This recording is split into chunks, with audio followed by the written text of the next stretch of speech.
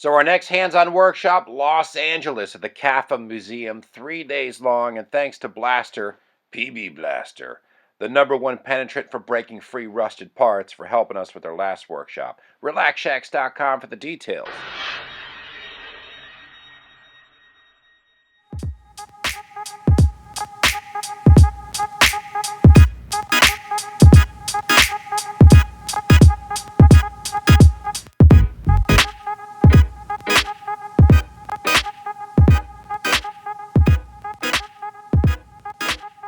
What's up? I'm Deek from RelaxShacks.com. Riegelwood, North Carolina. Just wrapped up a hands-on tiny house building workshop, Diedricksen Brother style, with none other than Steven Harrell, Tiny House Listings, Tiny House Swoon.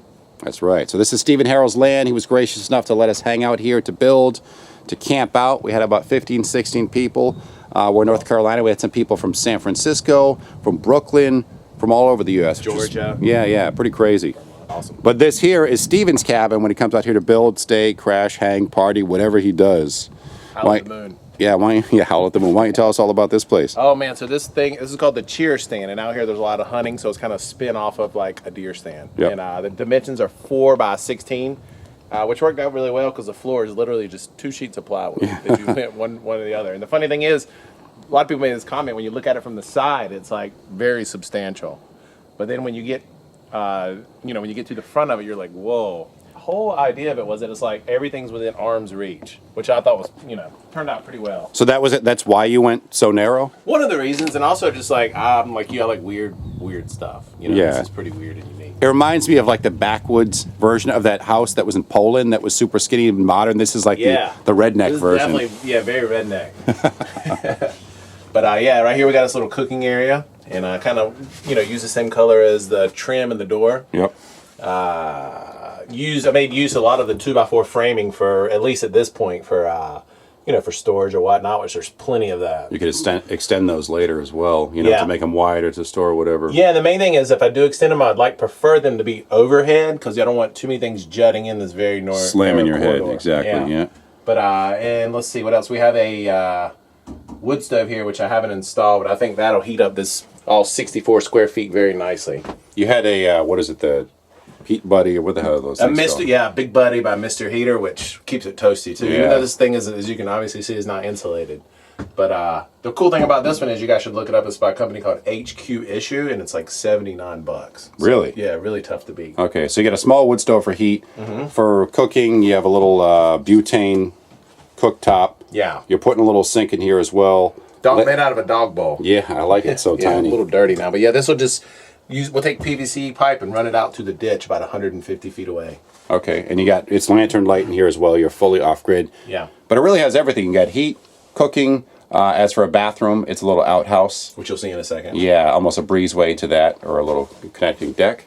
And sleep-wise, yeah, the end down here, it's about I want to say 10 feet high, maybe a little, give or take a little bit. I guess I'd say maybe even higher, yeah. Yeah, and the whole thing, the budget came in for bathroom, materials, everything, right at about $2,000. How long did it take you to build it? Because you're using mainly like maybe a generator, but cordless tools. Tools. We always worked in like half days. I'd say maybe 20 half days. How many beers did it take you? See, sometimes you measure your work in beers. Yeah, I think we're like 871, something like that.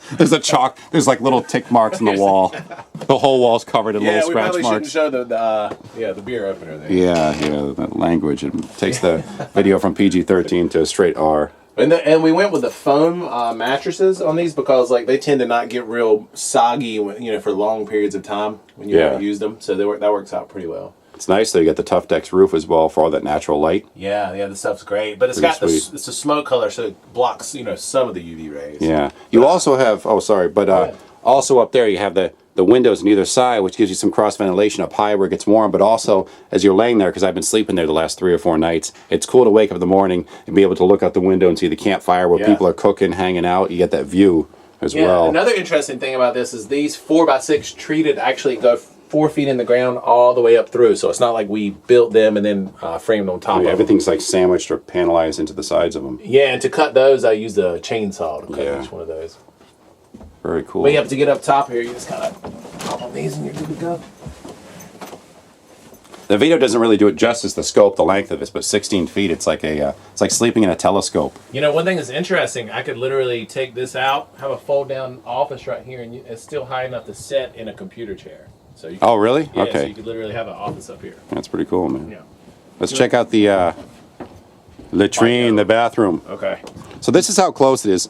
I'm a big proponent of, do you necessarily need to put the bathroom inside your super small space so you're going to the bathroom next to like 2 inches away from where your head sleeps? Like 5 minutes at a time. I mean, like, yeah, exactly. So this is, look, you're going from here to here.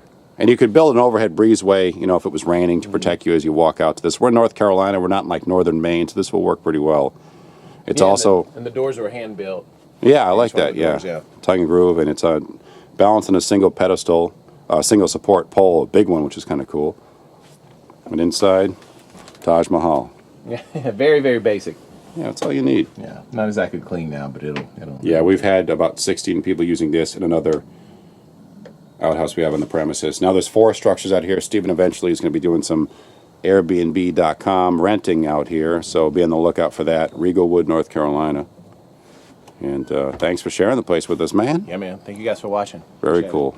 Again, I'm Deek from RelaxShacks.com. Please subscribe. Steven's channel as well. Tiny House Listings. Thanks for watching.